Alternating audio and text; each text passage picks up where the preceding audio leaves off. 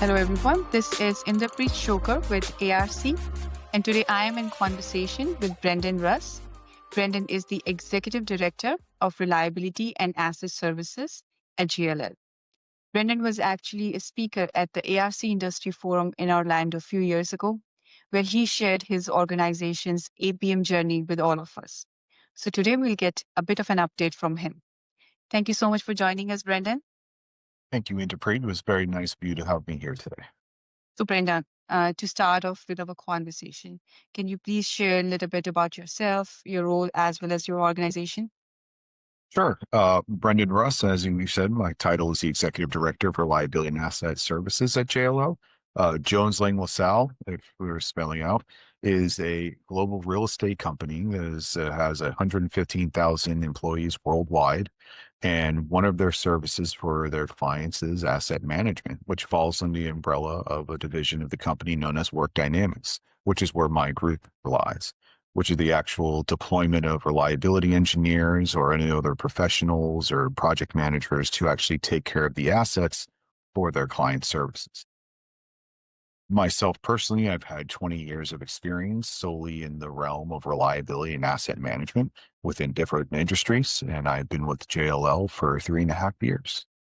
So, Brendan, when it comes to advancing on the asset performance management journey, we see that in the industrial world, end users are already moving away from reactive maintenance to proactive maintenance, condition-based monitoring, predictive maintenance.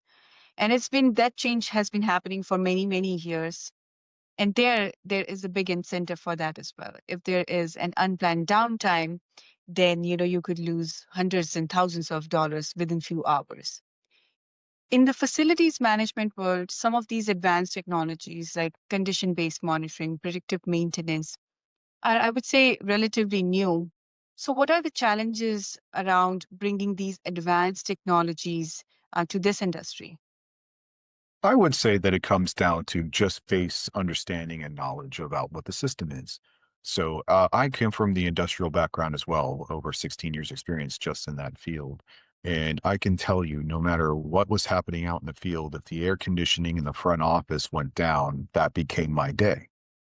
And so just making sure that people understand that even though we're looking at particularly just maybe office space, there's always going to be something important and critical necessary for the operation of those buildings. Instead of looking at trying to produce an actual product, we're providing an environment, we're providing a service. And those environments do and contain critical spaces, right? Fire life safety items, whether there's data centers in that building or particular sensitive laboratories, there still are critical items in those spaces. So it's really just a knowledge and understanding, bringing that to the industry of facilities management. So these other types of condition monitoring techniques or technologies out there are being adopted. It's just and at a very different rate of understanding. And typically, just as soon as we're able to show a use case or provide an example of how this could enhance the service offering or just the service level of the assets for those spaces, it typically gets adopted. Yeah, that's good to know. When it comes to, digital transformation, I would definitely think that JLL is pretty ahead. You already have IIoT sensors, you are leveraging machine learning for your predictive maintenance as well. So where do you go from here? Are you looking at adopting some other new technologies for better asset management? Are you looking to expand the scope of the assets that you cover with these advanced technologies? What is the future looking like for JLL from here? So to answer your question, the answer is yes. I'm looking to do all of those things. So obviously, when we're looking at spaces, people usually have a pretty set mindset of what it is that we do or how we can help facilitate their world. There are some areas where we look after warehouses or even look at the critical manufacturing of our clients. We have the capability clearly to be able to take care of those assets, regardless of where they are in those places in those systems, as well as trying to integrate more, right? When we go out in the general industry and you're looking at a lot of different condition monitoring technologies, there's a lot of what I would consider to be proprietary systems Mhm. out there. The integration of those systems is where the value is. Bringing that all together in one place, operational data, condition monitoring data, occupancy data, all of that understanding needs to be brought into one place to make truly powerful decisions of what you're going to do. And in the world of facilities management, that can be brought up to an entire portfolio level of where would you want to spend your investment in a building that has deferred maintenance, in a building that may not be fully occupied or utilized, or do I spend my time and effort or money and construct a new building or purchase a new property and get that set up the way that I need to for full usage. So there's a lot of different ways to go. And ultimately, it does come to the full integration, bringing it together, that promise of the IoT or Industry 4.0, if you will. Yeah. No, glad, Brendan, you mentioned about integration as well, because even in the industrial world, we often hear that there are so many benefits around integrating your various different asset management systems, but often we hear from end users that how challenging it is. And you mentioned in your presentation that you are integrating your building management system with your EAM systems. So can you highlight, were there any challenges associated with that? And then what kind of benefits were you able to see? So, well, I'll start with yes. One of the things that we do here at JLL is try to integrate those systems as much as possible for those insights. And some of the challenges that we find is we may not always know what the architecture looks like when we come into a space or a building. There may be constraints, physical constraints of how things go. When it comes to facilities, there's a lot of package units that are generally purchased when you're coming to a building, whether that could be a central chilling station or air conditioning monitoring or whatever. It tends to be very set and packaged that may not be very interoperable at all, and let alone you may not have the physical infrastructure to tie it in together. So those are a lot of challenges. But what I would say is that those challenges have allowed us to become very creative in coming up with ways to solve them.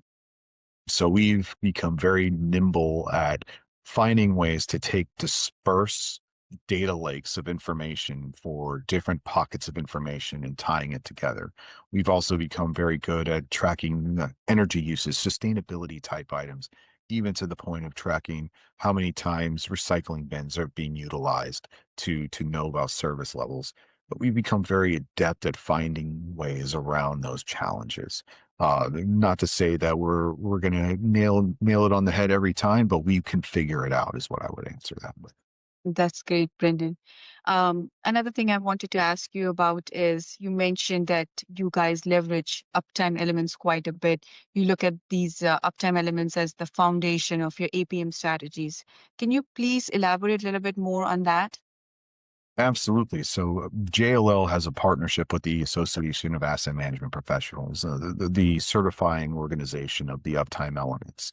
And we utilize that to its fullest extent possible, trying to make sure everybody that we can get to take the certification course for those elements, the Certified Reliability Leader, CRL training, so that we all have the same language and same understanding of how we approach not just reliability, but maintenance and asset management in general.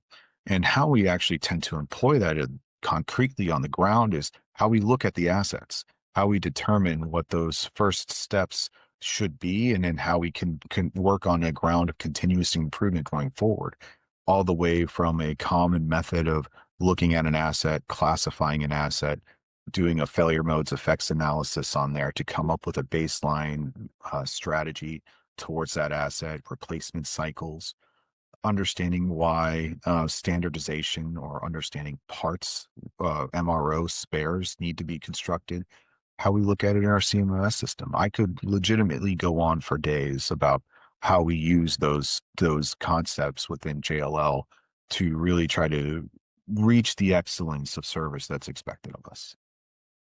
No, that makes a lot of sense, Brendan. So any one piece of advice that you would like to give our end users today who are on their asset performance management journey? The basics. Go to the basics.